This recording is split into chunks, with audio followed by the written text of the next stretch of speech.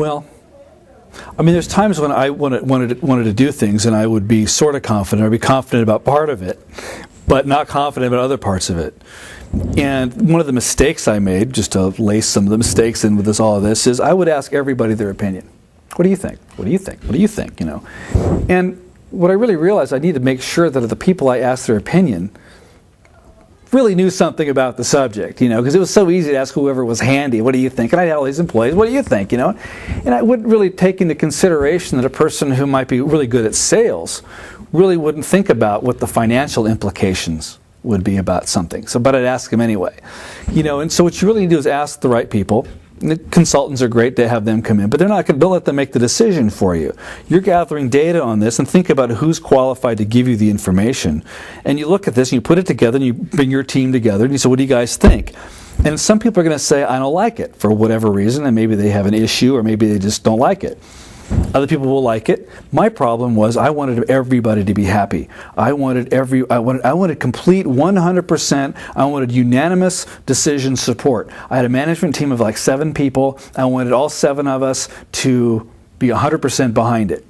And where I ran into trouble was when, you know, 5 of them would be behind it and 2 didn't like the idea, and I'd sit there and go, oh geez, what can I do to get the other 2 to buy into this thing, versus make a decision and go forward.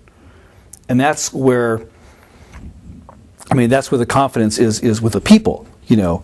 Now, there's a confidence in what you're doing. Like I say, you got to do the math, understand some of the math on this thing, look at the downside of it, look at the upside of it, and say, you know, what other things can we get out of this action we're going to take, whether it's buying a company or hiring a person or running a big ad campaign, you know. And at the same time, you know, can you sort of tiptoe into this thing without betting the farm altogether to see what's going to happen. Like you could fool around with some things like on a web page today and see what's going to happen pretty quickly. You can run some ads on the web and see what's going to happen. You can track everything. That's the other thing. Track the source of your sales. Because if you can track the source of your sales, then you know very quickly what's going to work and what's not going to work. And so the confidence part of it is, I'd been tracking my sources of sales, so I knew what kind of magazines were working for me in the airline case. I had been seeing other things, and I was the one who knew this. And at the same time, I was the person who's pushing the envelope, pushing the thing to get bigger and pushing it, you know, because that's really what it takes to get something going, is you're constantly pushing it. And you can't be afraid to push the people. You have to push the people too. And at some point, people reach a place where you've got to, you know, as a friend of mine once said, they said, you know, if you can't change a person's mind, change the person. Now, that's not to confuse with you need agreement from everybody, but if a certain person just isn't making sense to you, you got to get rid of them.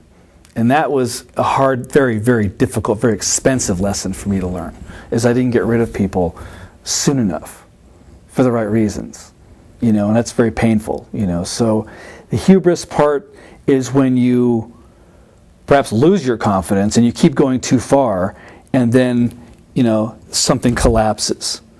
And then, of course, it's as the entrepreneur in charge of the company, you are the captain of that ship, like the Exxon Valdez. I think the guy deserved to take a few hours off driving the boat. You know, if he wants to go take his time off and have a couple drinks in his cabin alone while you got a guy on the bridge managing the boat, so what, you know? However, if the ship hits the rocks like it did, the captain is responsible no matter what. You running a company, you can't blame your people. It's you. You know, so it's all going to come back to you. So you just need to know that. And that's just the way it is. And at the end of the day, you make all the money too, or a lot of the money. So but that's kind of the chance you're taking. If you want to make something really happen in this world, you got to step out and take some chances.